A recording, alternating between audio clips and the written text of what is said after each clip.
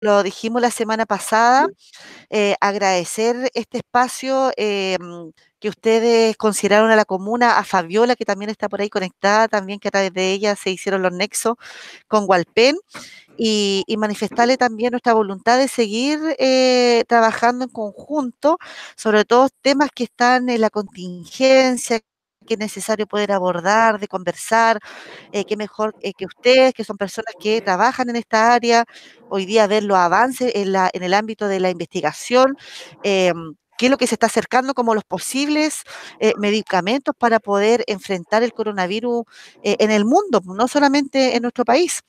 Está Daniel Ramírez, que es nuestro jefe de la unidad técnico-pedagógica del DAEN también, que está presente. Saludar a Daniel, bueno, él nos ayuda con todas las coordinaciones en todas las escuelas y los liceos de la comuna. Y por supuesto a los alumnos que están conectados. Yo creo que de a poquitito esto se va a ir difundiendo con los alumnos y aprovechando también de que ellos hoy día están en sus casas, tratar de ocupar todos estos sistemas informáticos, tecnológicos, de una manera muy productiva, ¿ya? Así que agradecer a todos su disposición. Gracias a ustedes por la invitación. Gracias, alcaldesa.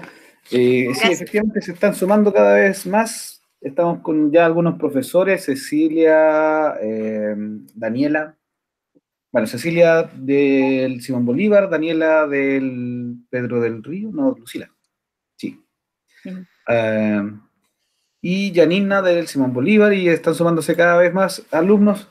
Así que, en primer lugar, bueno, agradecerle a todos su presencia. Vamos a dar un poco de tiempo para que se vayan sumando más niños, porque parece que no escucharon la campana, pero se están integrando. Claro. Vamos a dar los 15 minutos de la universidad, dicen algunos, retraso. Así que, bueno, la charla de hoy día va a ser medicamentos en COVID, ¿verdad? Y mitos de su utilidad, a cargo de la profesora Sigrid Meniket. Y vamos a ir a... por favor, previo al inicio formal, les comento que vamos a grabar nuevamente esta sesión. La sesión anterior igual la grabamos. Así que obviamente el tema de imágenes, quien no quiera aparecer, por favor restrinja su videollamada. Pero esto es solamente para respaldo, para uso de nosotros internos, más allá de alguna fotografía que sacamos para temas de difusión, como fue lo que apareció ayer en el diario Concepción referente a esta actividad. De eso se trata básicamente, de apoyar a nuestros estudiantes, así que vamos a iniciar haciendo los saludos protocolares. En primer lugar a nuestra alcaldesa Catherine Torres, que nos acompaña, a don Ricardo Godoy, el decano de la facultad, que por segunda vez nos acompañan ambos, a pesar de toda su agenda, y bueno, la profesora Sigrid, que hoy día nos va a plantear su conocimiento respecto al tema de los medicamentos, y a todos quienes hacen posible esta actividad, tanto docente y en especial los estudiantes, ¿ya? Así que van a escuchar algunos ruiditos, pero es porque yo estoy aceptando gente que me está pidiendo solicitudes. Los voy a colocar en silencio y voy a dejar en primer lugar a la anfitriona, nuestra alcaldesa, la señorita Catherine Torres. Por favor.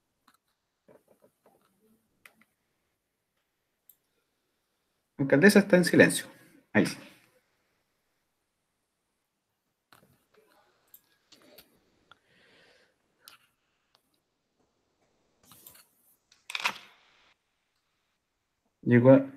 Se están sumando los directores también. Don Cristian Córdoba nos acompaña.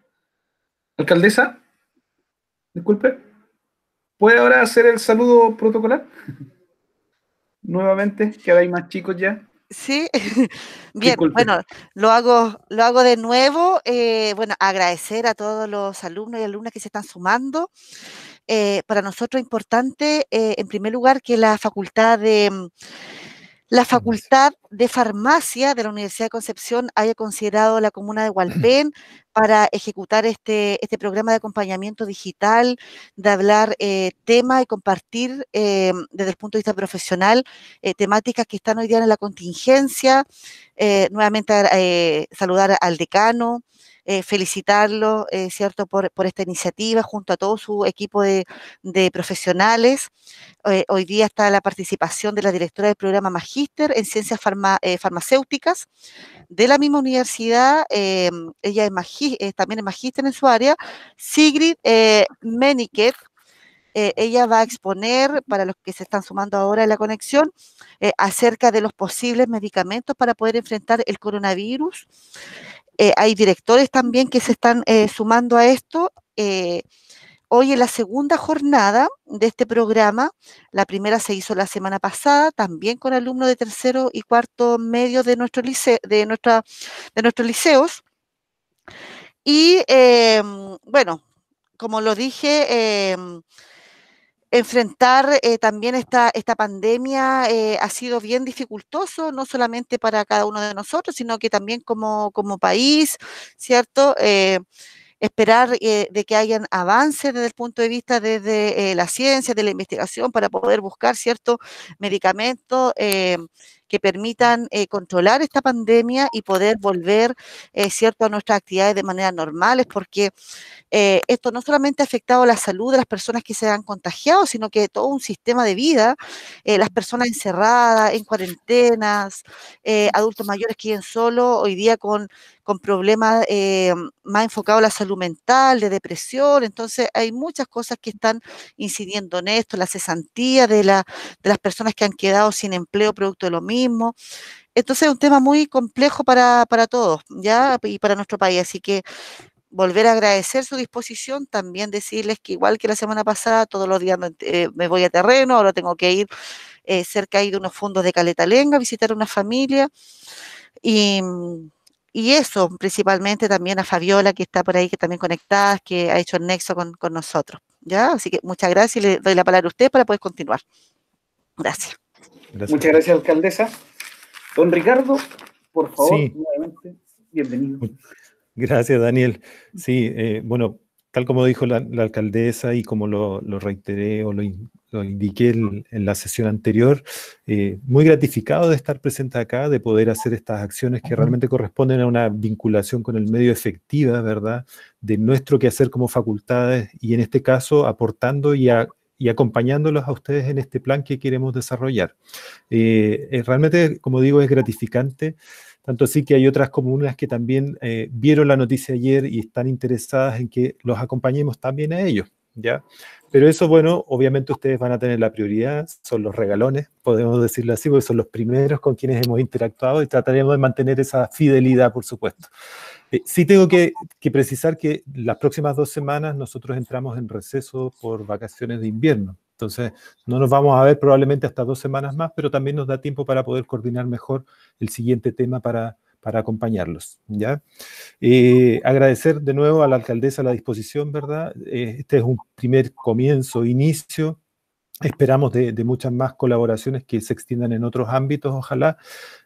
Para eso estamos disponibles. Yo le comentaba en conversación privada con ella que he sido reelegido en el cargo y por lo tanto tenemos por lo menos 3 años de mi compromiso personal para que esto continúe y se perpetúe, ¿ya? Y así entusiasmar a más colegas también para que vean que es súper gratificante participar de esto. Lamentablemente, al igual que la alcaldesa, tengo que dejarlos porque estaba en otra reunión, me salí y ahora tengo que volver a esa reunión, pero los dejo en buenas manos con Sigrid, que en esta oportunidad ha tenido la buena disposición de comentarles acerca de los medicamentos y su uso en coronavirus, que la verdad uno conoce por redes sociales algunas cosas, escucha los medios de comunicación, pero falta el enfoque científico, y lo decía la semana pasada, la automedicación no es buena y por lo tanto requiere de una información científica, oportuna y profesional adecuada para todo el mundo. Así que eso es, muchísimas gracias y éxito en la actividad de hoy. Que estén muy bien, pregunten harto, aprovechen. Muchas gracias, don Ricardo, y muchas gracias, señorita Catherine, por todo lo que estamos haciendo. Muy amable de su presencia, de verdad es importante, le da realce. Espero que les vaya súper bien en sus actividades y con fuerza y convicción. Sí, gracias a ustedes. Chao, chao. Chao, gracias. Chao, Éxito, alcaldesa, Sigrid. gracias por la mención. Gracias, muchas gracias por la presentación a ambos. Ya, previo a Chao, la chao. exposición de la profesora Sigrid, voy a presentar un video que nos cuenta un poco de la facultad. Así que vamos a iniciar con eso. Video. Y luego vamos a hacer la presentación propiamente tal del tema de hoy día, ¿ya?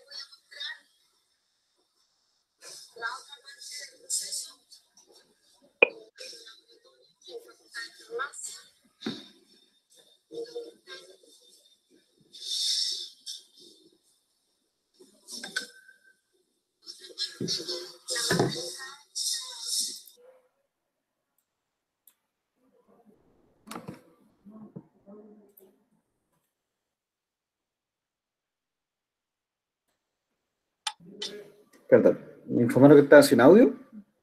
Se escucha bajito, bien bajito. Perdón, ahí tengo una duda técnica del video, pero bueno, disculpen por haberlo interrumpido.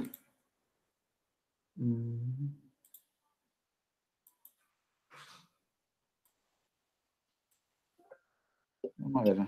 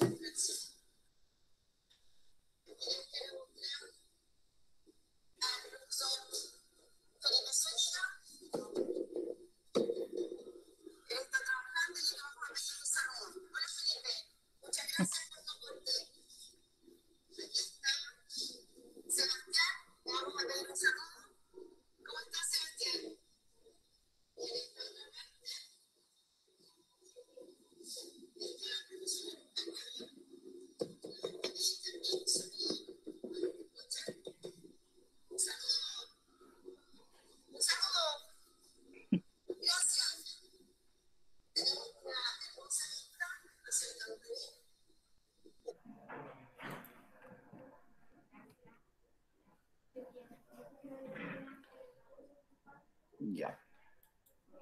Ahora, bueno, creo que se escuchó muy bajo el audio. La verdad, tengo la duda técnicamente cómo mejorar ese tema puntual porque tengo todo a todo volumen, pero es la presentación del video, así que lo vamos a enviar a los directores, bueno, en realidad a los profesores también, que son los que nos están ayudando con los vínculos con los estudiantes. Daniel, ¿puedo decir una cosa? No sé si le habrán hablado algo de ese video, porque realmente se escuchaba súper poquito, casi nada. Pero este es el Laboratorio de Diagnóstica y Proteómica de la facultad, que es del Departamento de Bioquímica Clínica e Inmunología, de otro departamento, porque yo soy del Departamento de Farmacia, pero el Departamento de Bioquímica Clínica e Inmunología está procesando muestras para realizar PCR. Entonces ellos extraen el material genético de las muestras y realizan este análisis por PCR, tanto del Servicio de Salud Concepción como del Servicio de Salud Santiago Oriente y Santiago Norte. Están haciendo esa función. Así que destacar eso a los colegas de ese departamento, porque están ellos todo el día 24/7 procesando muestras ahí. Por lo mismo nosotros tenemos restringido el acceso a la facultad por la posible contaminación. Muchas gracias por la aclaración. Sí, bueno, ya la escucharon. la presento nuevamente a la profesora Sigrid Menninget, que nos va a hacer la presentación del día de hoy. Yo les voy a ayudar con la parte de la presentación del PPT, ¿ya? Así que, profesora Sigrid, por favor, usted me dice cuándo inicie. Sí, cuando quieran nomás. Ya. Vamos de inmediato entonces.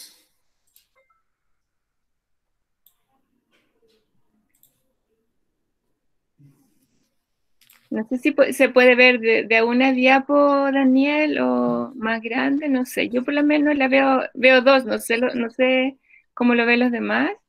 Vamos de inmediato. Para verla de una más grandecita. Súper, muchas gracias. Bueno, primero que todo, decirles que el tema que me pidieron desarrollar hoy día, bueno, ya saben quién soy, ¿cierto? Estoy muy grata de estar acá. Muchas gracias por la invitación. Espero que sea de utilidad. Como decía el decano, ojalá pregunten bastante. La verdad es que yo no tengo mucho dominio del Meet. Ocupo el Zoom, ocupo el Teams, pero no ocupo Meet, así que no sé dónde está el chat acá por si me van preguntando por el chat. Ya lo vi. Ya, entonces, bueno, la idea ojalá que puedan ir preguntando, respondiéndoles cualquier duda que tengan, o en voz alta, no sé si tienen la opción de preguntar en voz alta. Por lo menos las clases que hacemos con los alumnos usamos el Collaborate, que es de la universidad, y ellos, poquitos preguntan en voz alta, la verdad, pero la mayoría usa el chat. Bueno, pero el tema es este, medicamentos en COVID, ¿cierto? Verdades y mitos de su utilidad. Como decía el decano, hay mucha información que uno recibe por los medios, pero no toda es cierta o podemos formarnos falsas expectativas o creer que algunas cosas son verdad cuando no lo son. Entonces, desde ese punto de vista es que está enfocada la presentación, pero también algo de prevención, ya que estamos en esto, y también empezar por clasificando los virus, porque, bueno, los virus sabemos que son trozos de material genético, ¿cierto? Y desde ese punto de vista los podemos clasificar según el material genético que contengan. Así tenemos clasificados los virus en virus DNA y virus RNA. Entonces, entre los virus DNA tenemos toda la familia de los virus herpes. ¿Me escuchan bien, cierto? ¿O no? Primero que todo. Sí, se escucha. Ya, gracias. Sí, se escucha bien. Gracias. Bueno, tenemos, como les decía, entre los virus DNA, todos los herpes, que generalmente nosotros nos imaginamos herpes a los herpes labiales, ¿cierto? Que son los virus herpes simple tipo 1, pero está toda esta familia. Tenemos entre los virus herpes, justamente los herpes simple, que pueden ser virus herpes simple tipo 1, como les acaba de decir, que forman estas boqueras que le llama la mayoría de la gente o fuegos, pero que son herpes y que se reactivan con diferentes estímulos, como por ejemplo algunas comidas, condimentos, el sol, la fiebre, el estrés, etc. Porque una característica de los virus herpes, como también de otros virus, pero mayoritariamente de los herpes, es que nos acompañan toda la vida. Es decir, una vez que uno se infecta con un virus herpes, el virus herpes permanece en nuestro organismo para siempre. La característica que tienen es que a veces se reactivan. Por eso les decía, a veces salen estos fuegos que llamábamos, ¿cierto?, con algunos estímulos. Pero no es que nos reinfectemos, el virus está en nuestro organismo para siempre, como digo. Este virus herpes simple tipo 1 también puede afectar a los ojos, especialmente a la retina, produciendo una enfermedad ocular que se llama queratitis herpética y que puede ser grave si no se trata a tiempo. Así que siempre hay que excluirla como diagnóstico en alguna afección ocular. El herpes simple tipo 2 es una infección genital, se considera dentro de la enfermedad de transmisión sexual. Y ambos herpes simple, el 1 y el 2, pueden también producir encefalitis herpéticas, que son tipo meningitis, ¿cierto? Pero como no son bacterianas, se llama encefalitis porque son virales y son por estos herpes simples. El varicela zoster produce la varicela o peste cristal en los niños y cuando se reactiva en los adultos produce el herpes zóster. Tampoco es que nos infectemos nuevamente, es solamente que el herpes se reactiva. Y también generalmente por los mismos estímulos que los herpes simples, como por ejemplo el estrés, las fiebres, cuadros infecciosos, etc. El citomegalovirus también es un herpes. Este virus en las personas que tienen un sistema inmunocompetente no produce problemas, prácticamente no produce signos y o síntomas. O sea, la persona no se da cuenta de que tiene el virus. Pero sí en las personas inmunodeprimidas puede producir cuadros sistémicos graves. Y en las embarazadas puede producir muerte fetal o daño fetal. Y por último, dentro de los herpes tenemos el Epstein-Barr, que produce la mononucleosis infecciosa, que se le llama así infecciosa porque es altamente contagiosa. También se le denomina enfermedad del beso, para graficar esto que es muy contagiosa. Generalmente también se adquiere cuando hay estados de estrés que bajan las defensas. Ese es el problema del estrés. Bueno, todo eso que le he mencionado hasta ahora son virus herpes. También dentro de los virus DNA encontramos el de la hepatitis B, que produce una infección crónica, ¿cierto? Y este puede ser adquirido por transfusiones de sangre o contacto con líquidos biológicos o también por transmisión sexual. Respecto al contacto con los líquidos biológicos, por ejemplo, todos los estudiantes del área de la salud tienen que vacunarse contra el virus de la hepatitis B cuando están en primer año de la universidad para eliminar este riesgo de que ellos puedan contagiarse al tener contacto con los pacientes en los hospitales. El papilomavirus es otro virus DNA. Este produce varias cosas, por ejemplo, dentro de las más comunes y que vemos diariamente son las verrugas. Las verrugas comunes y corrientes son producidas por el papilomavirus, también verrugas genitales, y también este es uno de los causantes del cáncer cérvico-uterino. También se considera en ese caso, si no en las verrugas, una enfermedad de transmisión sexual porque cuantas más parejas sexuales tiene una persona, una mujer en este caso, tiene más riesgo de contraer cáncer cérvico-uterino por este papilomavirus que se transmite también de esa forma. Bueno, entre los virus RNA ahora, o sea que su material genético es RNA o ARN, ¿cierto?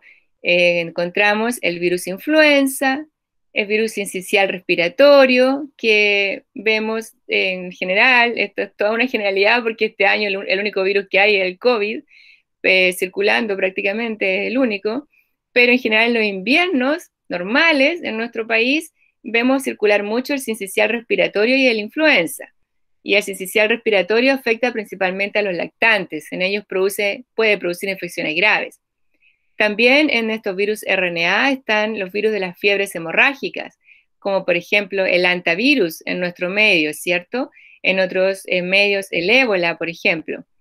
El virus del resfrío común o rinovirus también, que es una familia, en realidad son un montón de rinovirus, producen los resfríos, también son RNA. Están aquí el virus de la rabia también, o rhabdovirus. Los retrovirus, que aquí encontramos el VIH, por ejemplo, y otros, por ejemplo, algunos causantes de leucemias, porque las leucemias tienen múltiples etiologías, entre ellos algunos virus. Y el virus de la hepatitis A, no la B como los DNA, sino que en esto de RNA es el virus de la hepatitis A, que causa una infección aguda. Y ahora, y está por eso en rojito, porque es lo que nos compete en esta charla, también dentro de los RNA están los coronavirus. Esta familia de coronavirus es una amplia familia de virus, RNA. Entre ellos están, por ejemplo, el SARS-CoV, que fue el primer virus SARS, nombrado así, que producía una neumonía, ¿cierto?, viral, y que apareció años atrás, alrededor de 10 años atrás, en China, también en el continente asiático, y el mismo, pero en el Oriente Medio, se llamó MERS. Es el mismo virus en todo caso, el SARS, el primer SARS y el MERS es el mismo, pero que afectó a diferentes países, como decía. El SARS-CoV-2 es el que tenemos ahora circulando desde el año pasado, 2019, ¿cierto? Empezando en China y después multiplicándose como pandemia a todo el mundo. Y otros que pueden causar incluso resfríos, solamente resfríos, ni siquiera una influenza, sino un resfrío común y corriente. Entonces, respecto al COVID-19, esta ya dijimos es la enfermedad que produce, no lo ve ahora Daniel. Daniel, ahí sí, gracias, gracias. El COVID-19 entonces es la enfermedad que produce este virus SARS-CoV-2. ¿Ya?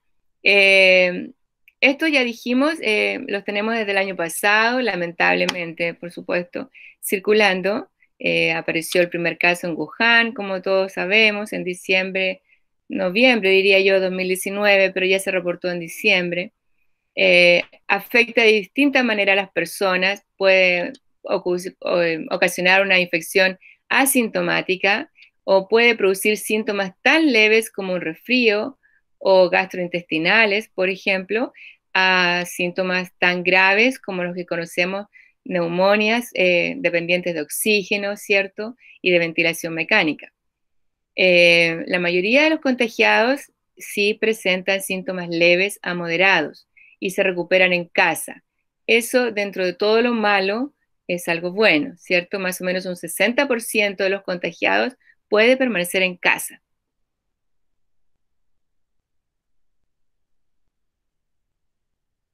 Bueno, en respecto a los síntomas, los más habituales, independiente de que pudiera ser alguien asintomático o no, ¿cierto? Si es sintomático, los más habituales de estos síntomas van a ser fiebre, sobre 37,8 en general, tos seca, no es una tos productiva, no es una tos con secreción, es una tos seca, como de perrito, como dice la gente, ¿cierto? Tos de perro. Y cansancio. Las personas relatan mucho cansancio, debilidad. Esto son los síntomas más habituales, pero no necesariamente ocurren.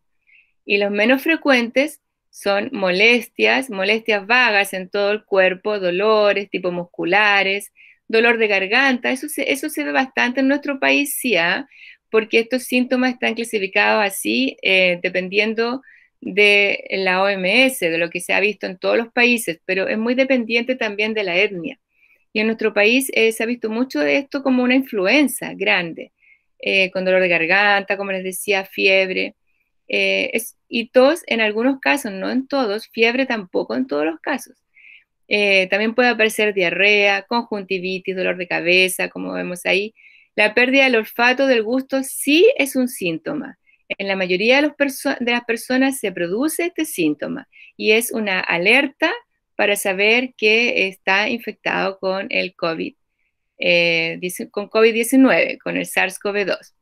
Y en algunas personas también se producen erupciones cutáneas, es decir, son como manchitas rojas, como petequias a lo largo de la piel. Bueno, ahí está graficado la fiebre, ¿cierto? Que les contaba recién. Esta fiebre no necesariamente es necesidad de quedarse en cama, depende de cómo se sienta la persona. Sí tiene que estar aislado, o sea, si vive en una casa con más personas, ojalá no salga de una habitación en que esté solo él o ella para no infectar a los demás, pero no porque se sienta realmente mal, porque como decía antes, es un porcentaje menor el que se siente realmente mal. Debilidad, como les había contado también, eso sí, se produce en prácticamente todas las personas.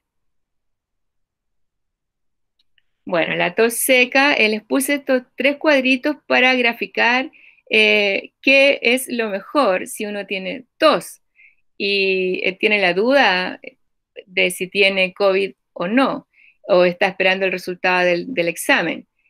lo mejor es utilizar la mascarilla, que es lo que vemos en la primera persona dibujada, ¿cierto? En este primer dibujo. El taparse la boca, si no tiene mascarilla, con el antebrazo también puede ser efectivo, pero si bien evita que se contagie directamente a otro que esté más o menos cerca de él o ella, el virus va a permanecer en el antebrazo.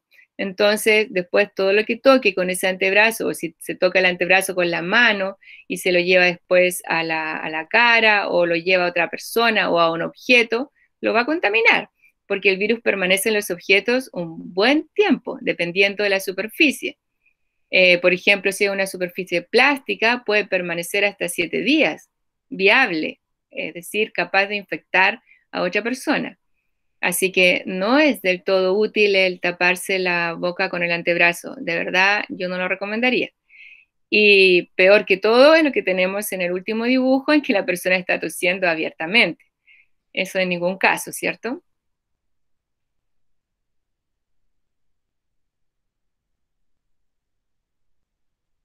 Bueno, los síntomas graves estaban en la otra, pero no se vieron. No importa porque los vamos a retomar después. Ahora, en la prevención, ya sabemos, lo ideal es quedarse en casa. No siempre se puede, es fácil decirlo, ¿cierto? Quedémonos en casa. Es lo ideal. Nosotros, de hecho, estamos con teletrabajo, pero no todo el mundo tiene esa posibilidad. Entonces, hay personas que tienen que salir a trabajar, de otra manera no tienen el sustento diario, ¿cierto? Entonces, ¿qué podemos hacer si tenemos que salir? O si salimos de repente a abastecernos de algo, porque quizás no podemos pedir las cosas a domicilio, que sería lo ideal, ¿cierto? Pedir todo a domicilio. Pero si debemos salir por X razón, tenemos que lavarnos las manos, y eso ya lo sabemos, tenemos casi ya la conciencia total de esto, ¿cierto? Pero no está de más repetirlo con jabón prolijamente por al menos 2 minutos. Pueden ser incluso 30 segundos, ¿ah?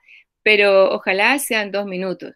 Y ojalá hayan visto o vean algún video, hay muchos videos en este momento respecto a cómo hacer este lavado, que uno antes lo veía en los hospitales más que todo, ¿cierto? En los médicos, en la enfermera, en el personal del equipo médico, cómo lavarse las manos, pero hoy en día ojalá todos nos lavemos las manos de esa manera, para no dejar ninguna parte de nuestras manos y muñecas, que también se contaminan. Muñecas me refiero a las muñecas de las manos, obviamente, no a la muñeca de jugar, por al menos 2 minutos. ¿Ya? Alcohol gel si no se puede lavar las manos. Por ejemplo, salimos a hacer alguna compra o tuvimos que ir a hacer un trámite que no podía hacer por internet, porque ojalá hagamos todos los trámites por internet y los pagos también, ¿cierto? Pero si no es posible, se puede usar alcohol gel, pero ojalá no más de 3 veces seguidas. Es decir, toco algo, me echo alcohol gel, toco otra cosa, me echo alcohol gel y otra cosa, pero ojalá después de eso me lave las manos con jabón. Ya, hay que lavarse las manos con jabón, porque no hay que olvidar que el virus es, como decía antes, un trozo de material genético. No es un ser vivo, ya, no es un ser vivo. Entonces no se le puede matar, pero sí se le puede eliminar. Este virus posee una capa, una envoltura, que como bien lo dice su nombre, envoltura, ¿cierto? Lo envuelve, lo rodea, que es de material lipídico, o sea, es una grasa. Entonces esta grasa, como buena grasa, se disuelve en jabón. Y por eso es tan importante lavarse las manos todo este rato y por todas las partes de la mano para eliminarlo. Porque este jabón disuelve esa grasa y de esa forma arrastra el virus y lo inactiva, porque si no tiene su envoltura, se inactiva. Como digo, no se puede morir porque no está vivo, pero sí se inactiva y se arrastra y se elimina. Esa es la idea del lavado de manos.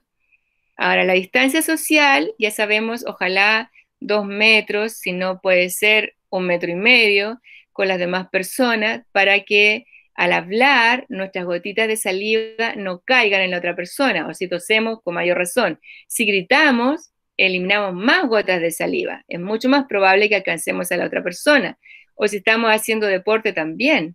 Así que ojo con el deporte. La verdad es que hoy en día, ojalá el deporte hacerlo en la casa, dentro de lo que se puede, o sea, saltar en la casa por lo menos. Pero no estar andando en bicicleta, a pesar que uno tenga muchas ganas de hacerlo, y a mí me encanta el deporte, pero tengo que hacerlo en mi casa en este momento.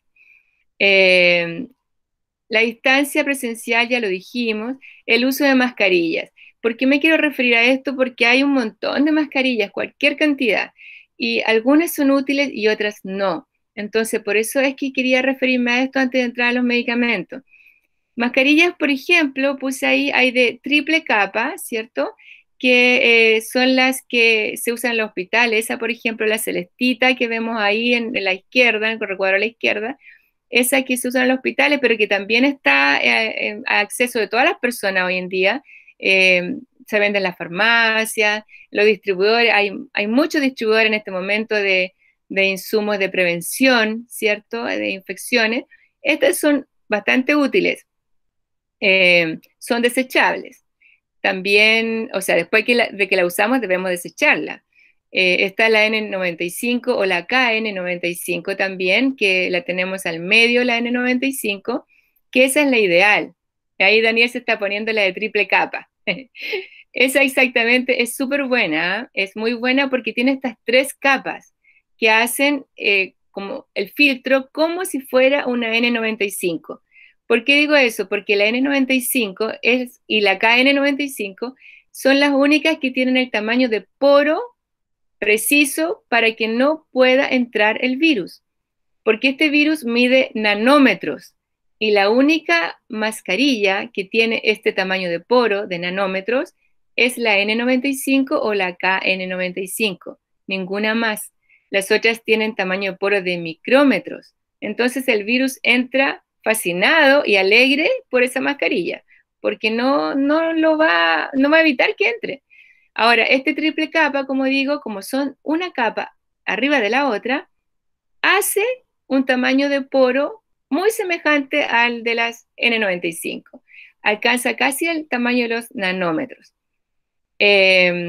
Bueno, las N95 también son desechables, pero se pueden ocupar varias veces. La idea es que uno, cuando ocupa estas mascarillas, las ocupe en forma continua, no más de 4 horas, o hasta que las vea que están húmedas, porque va a depender, por ejemplo, de la temperatura que yo tenga o que tenga el medio ambiente, que se me humedezca más rápido la mascarilla.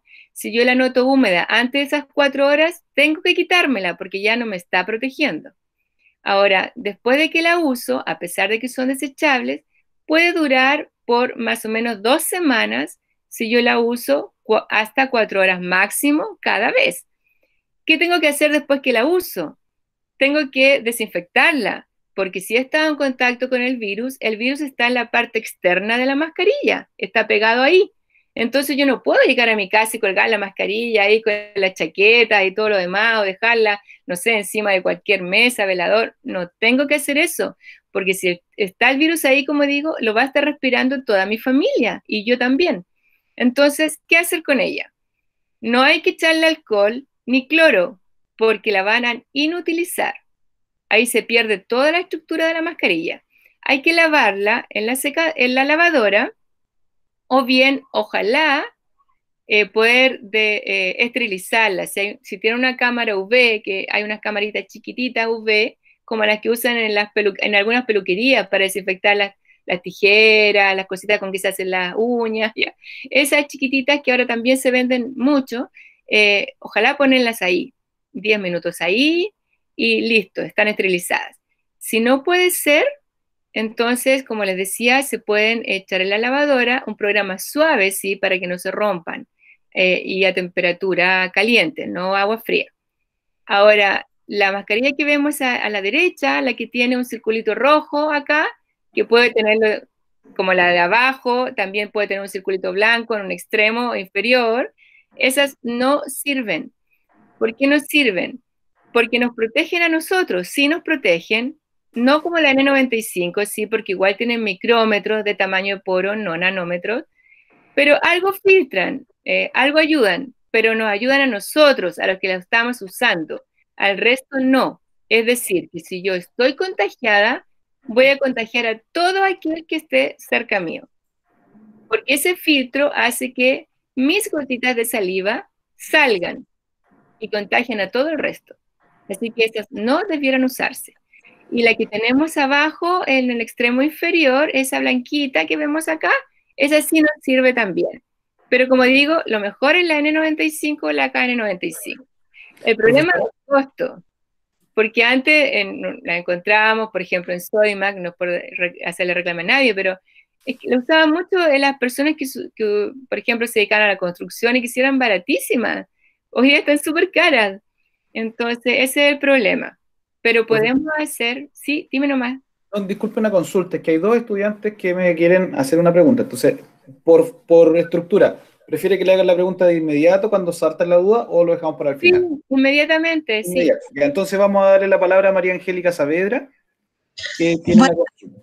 Buenos días, no soy alumna, soy docente del Liceo Simón Bolívar y estoy apoyando aquí a las colegas de ciencia. Hola.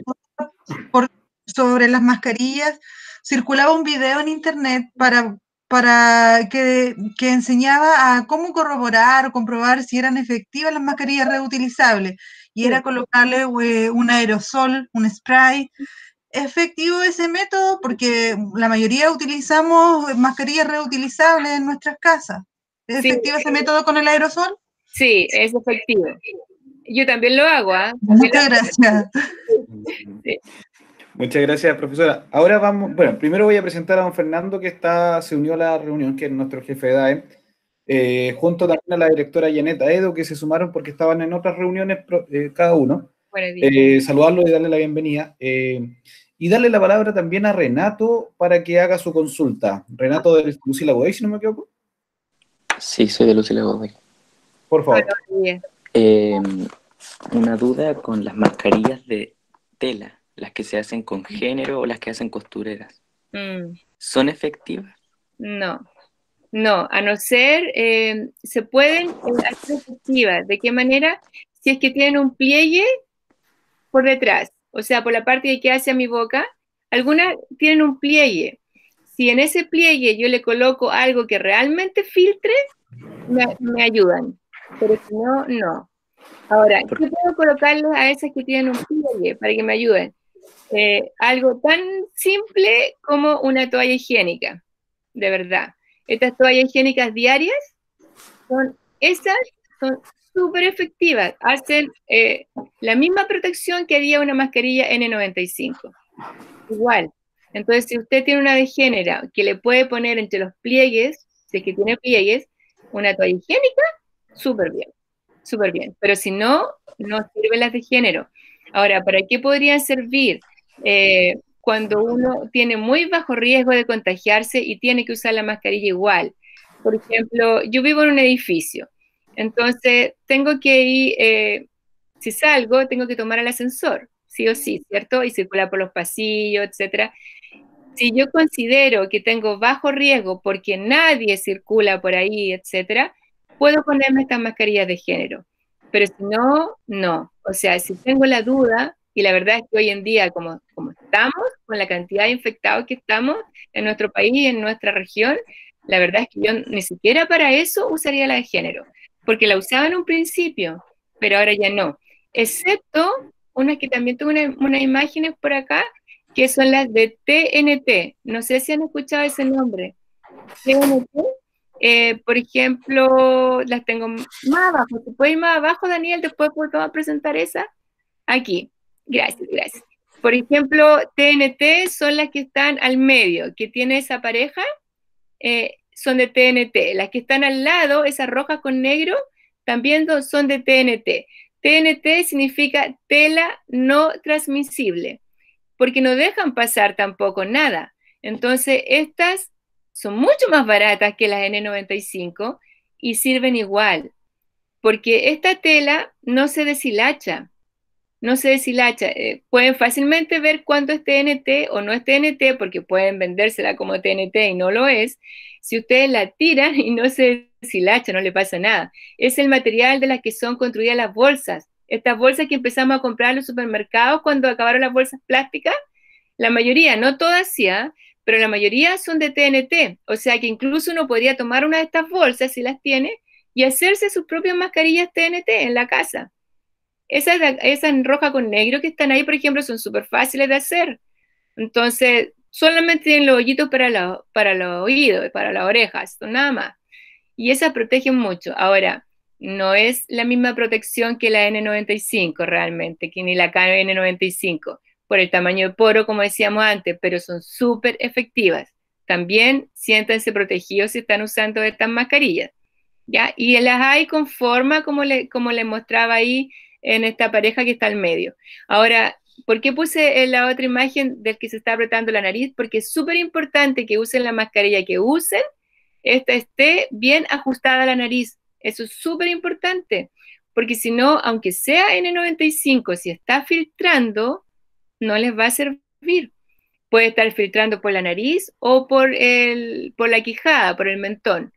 Tiene que estar ajustable, entonces ojalá que la que tengan tenga ajuste en la nariz. Hay algunas que tengan como una barrita, ¿cierto? Metálica. Esas son las mejores porque ustedes la ajustan a su nariz, porque pueden que tengan más nariz o menos nariz. Entonces, si tienen este ajuste, es mucho mejor, ¿ya? En ese sentido, las mascarillas. Estas que son reutilizables las pueden echar sin problema en la lavadora, ¿eh? Todas las que son de género, sea TNT o género común y corriente, las pueden echar en la lavadora sin problema. Entonces, la idea sería usar esas solo para, por ejemplo, digamos, negocios pequeños, cosas así, pero para salir a un lugar donde hay harta gente, usar Claro, no sé cuánto que dijo. las TNT, sí. Eso. Claro, o sea, si ustedes van a ir, por ejemplo, a un centro asistencial en que hay pacientes que pueden ser COVID o no, uno no lo sabe porque muchas veces ni siquiera ellos lo saben si son asintomáticos. O van a ir a un lugar en que haya mucha gente, la verdad es que yo les recomiendo que vayan con una N95 o una KN95, que no vayan con otra. O sea, como digo, el precio es caro de estas, pero tenerlas para esas ocasiones, nada más.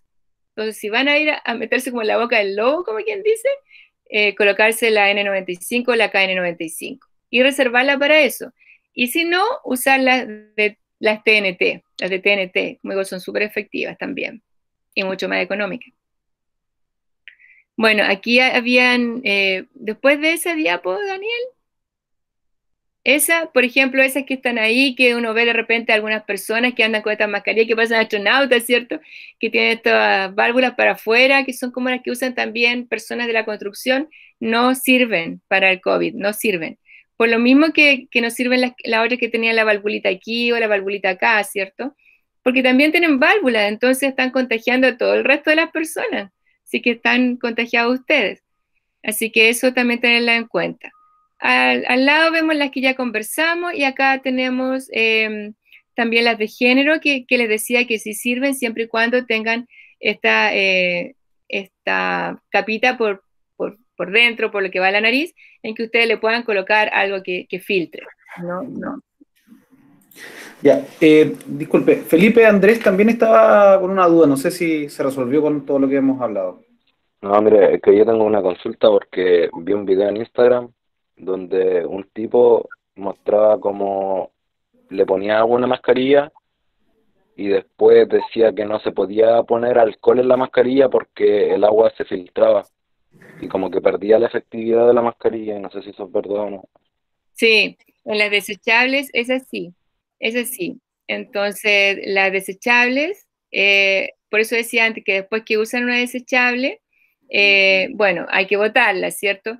Pero si esta desechable es una N95, por ejemplo, que se puede usar varias veces, pero como también les decía, no más de 2 semanas de uso continuo, ¿sí? O sea, cada día 4 horas y después al otro día otras 4 horas, etcétera. Si es así, tienen que desinfectarlas de alguna manera cuando llegan a casa y no se les puede echar alcohol ni cloro.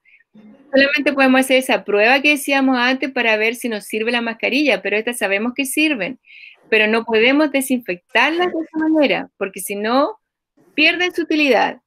Ya no tienen la estructura que tenían, eso se pierde al contacto con el líquido, que sería en este caso el cloro o el alcohol. No se pueden desinfectar así. Muchas gracias. De nada. Sigamos, Bueno, ya las dijimos.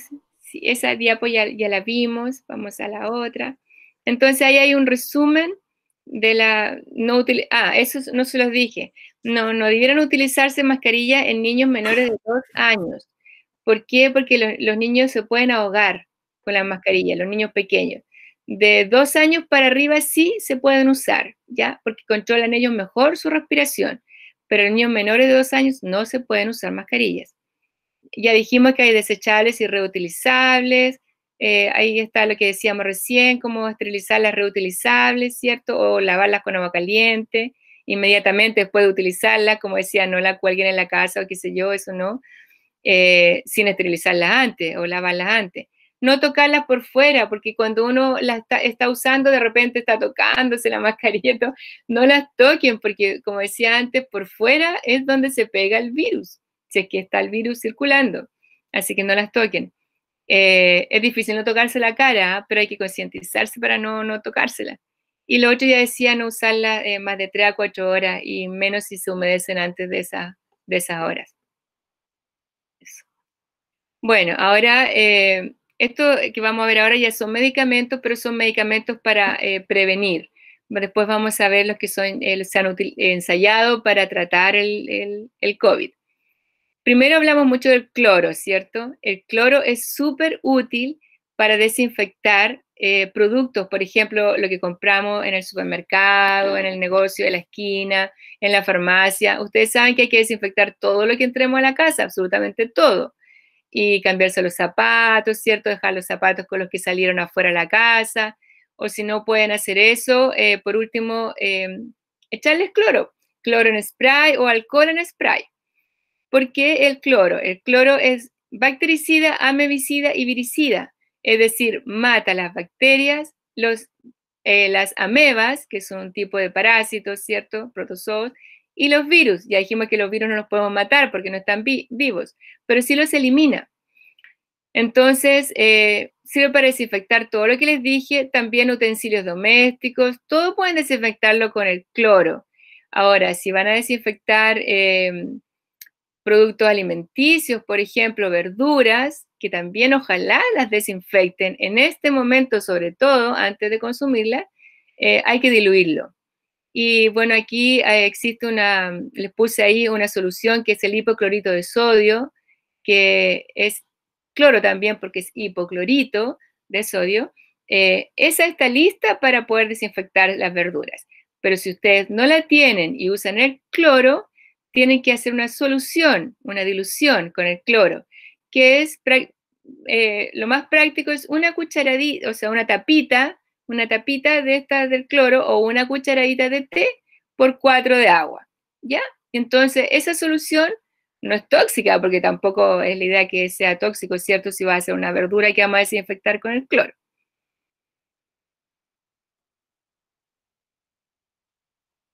El otro es el alcohol. Hemos escuchado harto del alcohol, ¿cierto? Andamos con alcohol para todos lados, uno anda con el alcohol spray para todas partes, el alcohol gel también, etc. Este es alcohol etílico o etanol, el mismo que tomamos en nuestros licores, nada más que este está tratado de alguna manera para que la persona no se lo tome, no se lo tome como alcohol. Este alcohol es súper efectivo también, porque también actúa sobre bacterias y virus y además sobre hongos. El principal uso sabemos que es antes de que nos coloquemos una inyección, ¿cierto? Pero también para desinfectar instrumental médico, productos y objetos, que es lo que estamos haciendo ahora todos nosotros, desinfectando todo con alcohol. Bueno, los efectos adversos son esos, ojalá no usar alcohol para desinfectar heridas, nunca, aunque mucha gente lo usa, pero es súper doloroso porque es muy irritante. Entonces está destinado más bien a los objetos.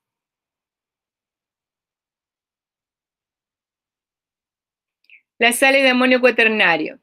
Hemos escuchado mucho también esto últimamente, ¿cierto? De las sales de amonio cuaternario. Amonio cuaternario, usamos amonio cuaternario, dicen, para desinfectar áreas, habitaciones, pasillos, etcétera, para sanitizar también con algunos drones incluso, áreas grandes, pero aquí les puse en rojito, que las sales de amonio cuaternario, ¿en qué tipo de microbios actúan?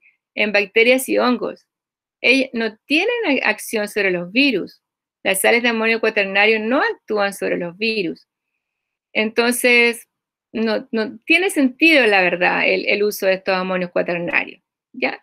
Sí el alcohol, como les decía, y el cloro, pero los amonios cuaternarios no. Así que eso para que lo tengamos en cuenta. Bueno, ahí hay un montón de usos, pero la verdad eso es como para que lo tengan. Se usan para un montón de cosas, como dice ahí, desinfectar instrumental médico, frutas, verduras, etcétera, pero no para los virus en este momento. No desinfectemos frutas y verduras con estos amonios cuaternarios, que son también estas botellitas que están en los supermercados con las frutas y las verduras para desinfectarlas. En este momento ese no nos sirve porque no elimina el COVID. Tiene que ser con cloro. Ahora vamos a los medicamentos. ¿Qué medicamentos se han ensayado durante esta pandemia para tratar de disminuir los signos y los síntomas de una infección grave, porque más que todo están dirigidos a infecciones graves, o para cortar la evolución de la enfermedad o para disminuir la mortalidad? Ese es su objetivo. Se han ensayado varios, algunos con mejor pronóstico, digamos, por decirlo de alguna manera, que otros. Algunos inmunomoduladores, como la hidroxicloroquina, que debemos haberla escuchado harto, ¿cierto? Sobre todo al principio de la pandemia, la hidroxicloroquina y la cloroquina, pero mayormente la hidroxi.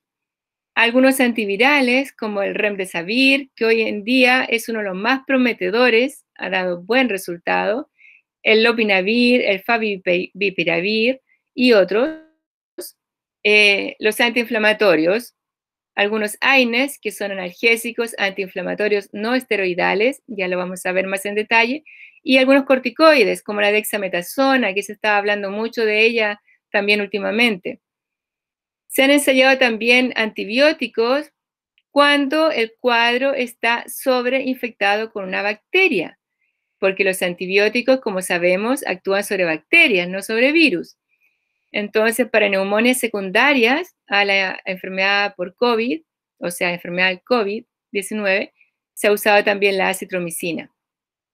Algunos antiparasitarios se han estudiado como la ivermectina y la inmunoterapia, que es el suero de personas que ya están recuperadas. Ahora vamos a verlos en detalle. La hidroxicloroquina, primero que todo, tiene como acción farmacológica principal ser un antiparasitario y un inmunomodulador. Antiparasitario porque la hidroxicloroquina se usa mucho en otras partes del mundo para la malaria, que es una parasitosis, como sabemos, que gracias a Dios no la tenemos en nuestro país, pero en las partes en que existe se usa mucho la hidroxicloroquina para tratarla. Y también esta hidroxicloroquina es un inmunomodulador, como decimos ahí, es decir, regula el sistema inmunológico, por lo tanto se utiliza también para algunas enfermedades autoinmunes graves, por ejemplo, para el lupus eritematoso sistémico, que antiguamente se utilizaban solo corticoides, hoy en día se usa más la hidroxicloroquina, porque tiene menos efectos adversos que los corticoides cuando se utilizan de por vida, como en estas enfermedades. También se usa para otras enfermedades autoinmunes. La hidroxicloroquina es muy usada en nuestro país. Eso también, bueno, aprovecho de decirles que cuando se empezó a hablar de esta hidroxicloroquina y que sería útil en COVID, mucha gente corrió a la farmacia a comprarla y lamentablemente desabasteció a las personas que sí la necesitan, que son estas personas que tienen enfermedades autoinmunes y que la usan siempre, de por vida, como les decía. Su uso principal son las que acabo de decir, y en COVID se ha ensayado en estados graves, como casi todos estos medicamentos, pero, aquí está el pero, su efectividad no está clara. No se ha relacionado absolutamente la hidroxicloroquina con una menor letalidad o mortalidad, ni con una mejoría más rápida de esta enfermedad. No hay ningún estudio científico que avale esto. Por lo tanto, esta efectividad no está demostrada y, sin embargo, sí produce efectos adversos graves, que son cardíacos, arritmias y que son de por vida. Entonces, hay que tener mucho cuidado con el uso de estos medicamentos y menos estar automedicándoselos para prevenir el contagio, porque también se ha visto que lo puede prevenir, pero todos estos estudios de efectividad son in vitro, en líneas celulares, en un laboratorio. En los pacientes, como les decía antes, no hay estudios de que realmente les haya servido, pero sí les ha producido arritmias. ¿Ya? Así que ojo con eso. En los antivirales debieran servirnos más porque este es un virus. Entonces se han ensayado algunos que actúan sobre virus RNA, porque ya dijimos que el SARS-CoV-2, el que produce el COVID, ¿cierto?, es un virus RNA. Dentro de estos antivirales está el Remdesivir, que como les comentaba recién, ha demostrado bastante utilidad terapéutica. Es una esperanza, digamos, dentro de todo el arsenal farmacológico en este momento, el Remdesivir. Hasta ahora, como decía, todo son ensayos. Pero este fármaco, en los ensayos que se han realizado, ha tenido muy buena efectividad, tanto en acortar el periodo de la enfermedad grave, también se usa en etapas graves solamente, y en disminuir la letalidad. Su principal uso es en el ébola. En el ébola se ha usado por mucho tiempo el Remdesivir y también en otras enfermedades por virus RNA. Pero como digo, en el COVID, que se ha ensayado este año, ha tenido una buena efectividad.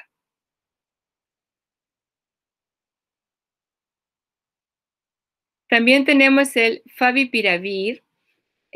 También actúa sobre los virus RNA de diferente manera que el anterior. Todos se inhiben enzimas que necesita el virus para poder replicarse. Esa es la idea. Este antiviral, inhibe otra enzima diferente a la Remdesivir, pero finalmente es una enzima también dependiente de la transcripción y por ende de la replicación de este virus. Este fármaco no ha sido aprobado por la FDA, por la Food and Drug Administration, que es el organismo de Estados Unidos que regula todos los ensayos y aprobación de nuevos medicamentos. Este no está aprobado. Solamente está aprobado en Japón por un organismo de ese país para el tratamiento de la influenza en ese país, pero en ninguna otra parte del mundo. En COVID se ha visto algunos estudios, pero que han sido estudios con muy pocas personas, por lo tanto no es reproducible, que ha disminuido algo la duración de la enfermedad y la tasa de mortalidad. Pero como digo, estos estudios fueron hechos en muy pocas personas y no se tiene claridad de su real efectividad y además tiene muchos efectos adversos, que son gastrointestinales, que serían los más inofensivos, pero también aumenta mucho el ácido úrico y además es teratogénico, produce efectos en el feto si la persona está embarazada. Pero lo más grave, como digo, porque la mayoría de las personas no va a estar embarazada, ¿cierto? Y si es hombre, menos. Lo más grave es que no está aprobado por la FDA, porque no está comprobada su eficacia ni su inocuidad, el que no sea dañino. ¿Cómo actúan ambos? El Remdesivir y el Favipiravir actúan sobre esta enzima que les decía, la RNA polimerasa. Y aquí tenemos el virus que ya todos lo conocemos, lo hemos visto, que se llama toda esta familia coronavirus porque la envoltura que tiene parece una corona, ¿cierto? Ella parece una corona, por eso se llaman así. Entonces, este virus se une a varios receptores que hay en la membrana plasmática de la célula, la membrana celular, que son receptores CD4. Estos receptores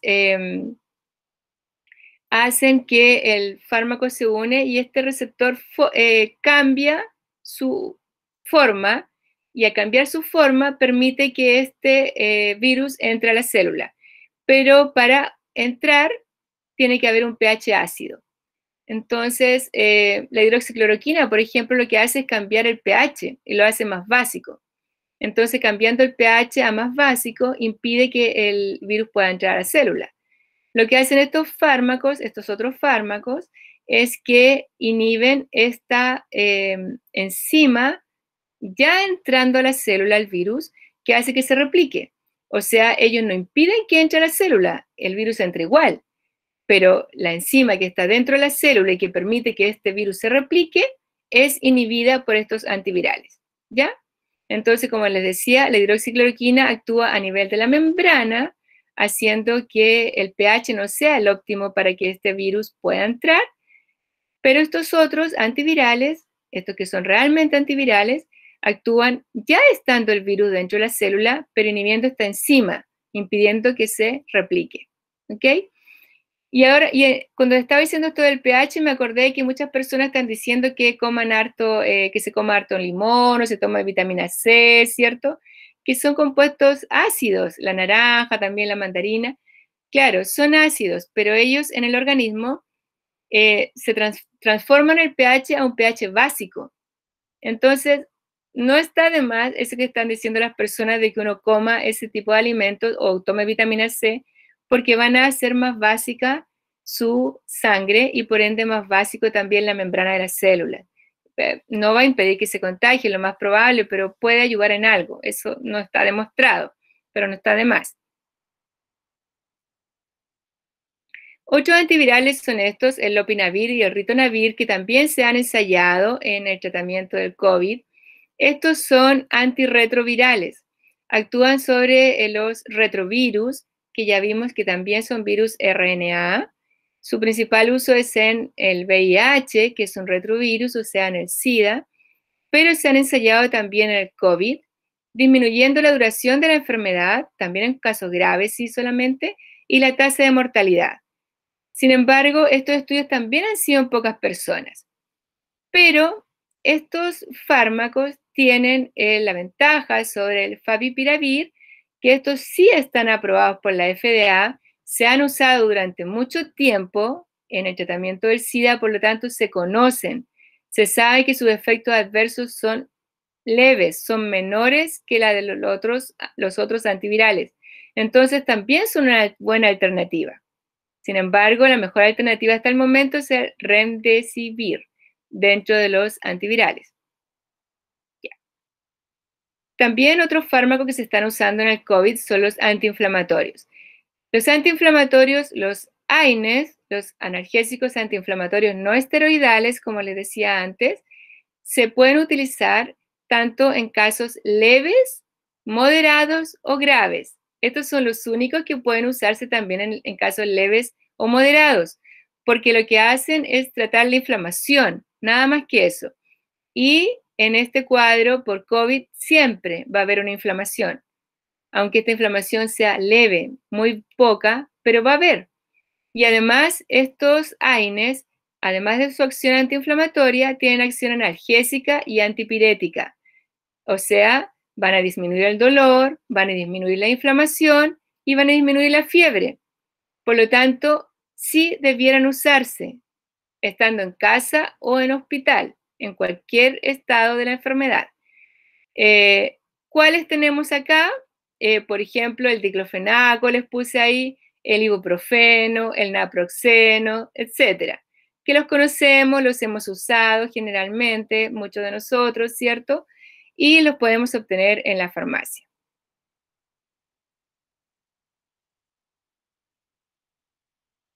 Eso sí no les dije, pero estaba en la diapo, no usarlos sí por más de 5 días en forma continuada. ¿Por qué? Porque en uso prolongado pueden producir microhemorragias digestivas. ¿Por qué? Porque todos ellos producen algún grado de irritación gástrica. Entonces, si lo usamos por mucho tiempo, más de esos 5 días, podemos empezar a perder algo de sangre por las heces, por esta irritación gástrica que va produciendo erosiones, ¿cierto? Y esto produce microhemorragias. Ahora tenemos otros antiinflamatorios que son los corticoides. Estos son inmunosupresores además, es decir, frenan la respuesta inmune. Estos se utilizan en cuadros graves a nivel hospitalario Y aquí les hablaba de la dexametasona. ¿Por qué son útiles en cuadros graves? Ya dijimos de la inflamación, que va a estar presente siempre, ¿cierto? Y en cuadros graves esta inflamación va a ser mucho más intensa. Y también porque en cuadros graves se produce una respuesta inflamatoria exacerbada, exagerada. Ya no es una respuesta inflamatoria normal y tampoco es una respuesta inmunológica normal la que hay en cuadros graves. En cuadros graves ya no está nuestro sistema inmunológico luchando como lucha con cualquier microbio o agente externo a nosotros del cual se quiera defender. En cuadros graves de COVID se ha visto que esta respuesta del sistema inmune también está exacerbada, es exagerada y se le llama tormenta de citoquinas, porque empieza a producir, además de los macrófagos, ciertos linfocitos T, todo lo que nosotros conocemos, muchas citoquinas que son compuestos proinflamatorios. Y esto hace que se produzca una infección sistémica que finalmente lleva a la muerte, o sea, se compromete todo el organismo. Entonces, como estos corticoides son inmunosupresores, frenan esta respuesta inmune. Y de ese punto de vista también son útiles, muy útiles, en cuadros graves, pero solo graves, porque no queremos que frenen nuestra respuesta inmune si no estamos graves, queremos que nuestro sistema inmune funcione bien, ¿cierto? Es solamente cuando este sistema inmune está respondiendo en forma exagerada que necesitamos frenarlo, no antes. Ya. Entonces, ahí está lo mismo que les estaba diciendo ahora, ¿cierto? En dosis baja durante cortos periodos de tiempo, sí podemos usar los corticoides, pero la idea es no utilizarlos si no son necesarios. Basta con los AINES, con el diclofenac, con naproxeno, con ese tipo de antiinflamatorios. Bien. También, ahí me quedó una parte negra del título. También tenemos estos corticoides en estos puff inhalatorios, ¿cierto? Que conocemos para las personas asmáticas. Obviamente que una persona asmática, si contrae el COVID, tiene que empezar a inhalarse inmediatamente con su puff, ¿ya? Con su inhalador. Pero en este caso, si la persona asmática ha contraído el COVID, no puede usar un inhalador que solamente tenga un broncodilatador, como por ejemplo salbutamol u otro, porque esos solamente, como digo, son broncodilatadores. Tiene que ser un inhalador que tenga corticoide, ¿ya? Que tenga corticoide. Entonces puede ser esta beclometasona que dice ahí, solita, o puede ser beclometasona más salbutamol, o sea que tenga el broncodilatador y el corticoide, pero tiene que tener, como digo, el corticoide, si contrae el asmático el COVID, ¿ya? Bueno, también, como les decía antes, en la diapo general de los medicamentos, se ha ensayado un antiparasitario con el fin de tratar esta enfermedad, que es la ivermectina. La ivermectina tiene también, aparte de su efecto antiparasitario, cierto efecto antiinflamatorio, también disminuyendo las citoquinas. Por eso es que se ha ensayado en la etapa grave del COVID. En Chile, el principal uso de este fármaco en lesiones inflamatorias, como dice la diapo, cutáneas, producto de la rosácea. Ya, ese es el principal uso. Y también en sarna.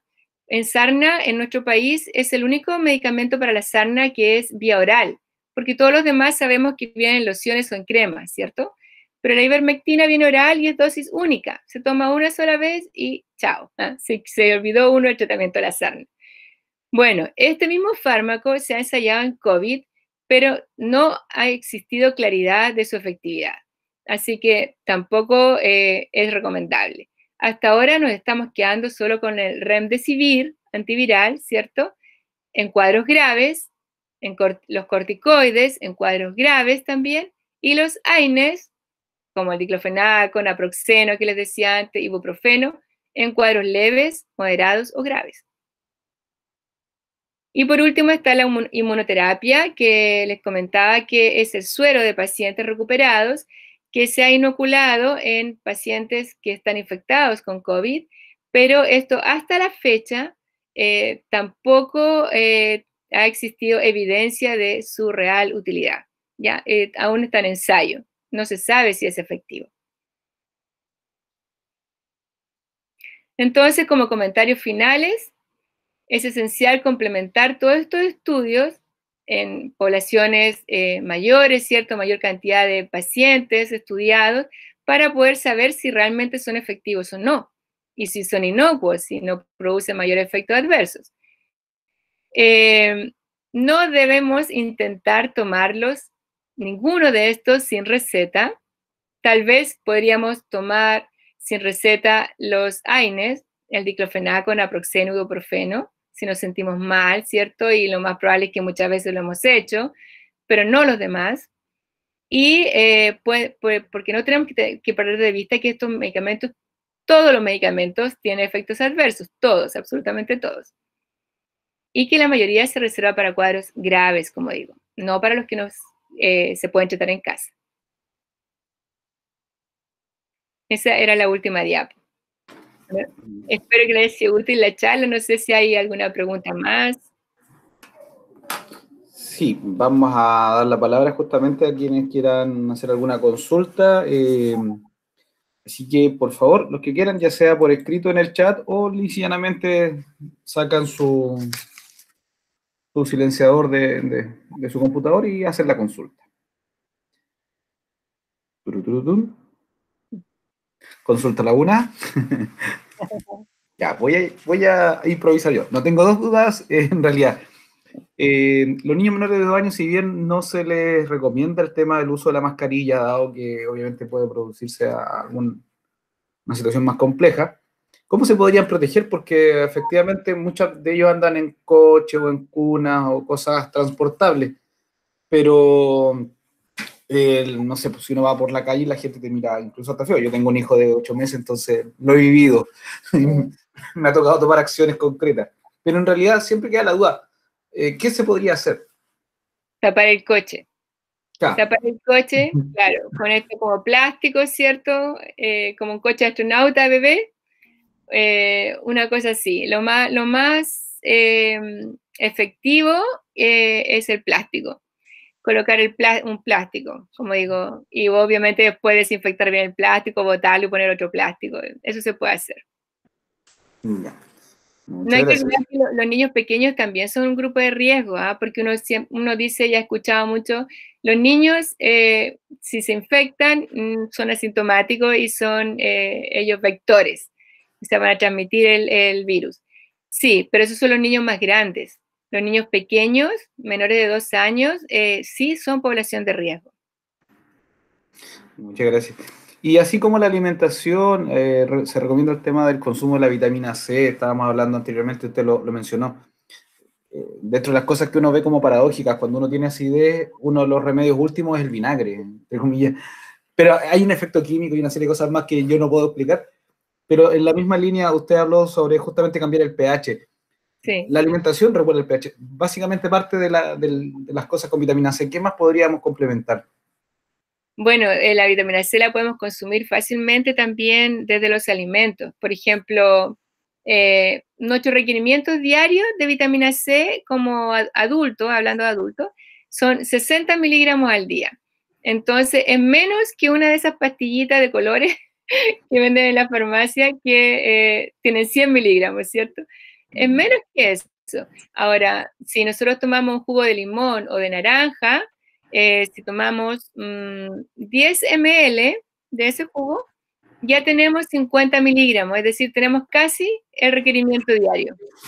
Ahora, otra fuente alimentaria de vitamina C son, por ejemplo, los brócolis, en esta época los kaki, para los que les gustan los kaki, los maitake, el kiwi. La verdad que en esta época tenemos harta verdura y fruta muy ricas en vitamina C. Así que aprovechar eso más que todo. Muchas gracias. Como reitero, anteriormente, ¿alguien desea hacer alguna consulta? Estudiantes, profesores, tenemos jefes de UTP, tenemos directores, hay un gran abanico de profesionales y sobre todo tenemos estudiantes. Tan, tan, tan, tan. No nos quieren preguntar nada. No me quiero preguntar. Bueno, ojalá a ellos le hayan... Hay una pregunta en el chat. En el chat, no la vi. ¿Cuál de todas? Yo tengo pregunta. ¿Felipe Andrés? No, Felipe Andrés ya hizo la consulta. Fue sobre lo que había visto en Instagram de la mascarilla que habían echado. ¿Sí me acuerdo?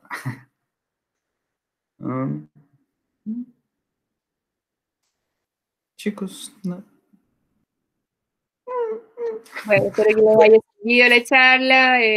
Ojalá que sí. Como les decía, la mayoría de los medicamentos están en estudio, pero sí los antiinflamatorios son fundamentales. Si alguno se contagia, Dios quiera que no, o conoce a alguien que esté contagiado, ojalá empiece a tomar antiinflamatorios de estos no esteroidales, como les decía. Hay tiro. Diclofenaco, ibuprofeno, naproxeno, sí. Eso se ha visto que tiene mucha utilidad, mucha utilidad. Interesante. Bien, pues, creo que ha sido una nueva jornada interesante. Ya llevamos una hora y 30 prácticamente de actividad, que pasa volando, así que agradecerle a Sigrid, a la profesora, que nos explicó claramente todos estos temas, con muchos conceptos que para gente como del área más humanista nos cuesta un poco, pero en estos días estamos digiriendo todo con mucha mente abierta, así que muchas gracias por tu claridad y tu exposición. Gracias a ustedes por invitarme, espero que haya sido útil, como decía. Y el agradecimiento a todos los que nos han acompañado en este caso, bueno, como les decía, equipos directivos, docentes. Vamos a coordinar una nueva charla. ¿La universidad la próxima semana o la siguiente? ¿Cuándo está de...? La siguiente y la subsiguiente tenemos vacaciones. Nos dieron 2 semanas de vacaciones este año por el estrés que ha significado este teletrabajo. Bendito sea, dicen algunos. Sí.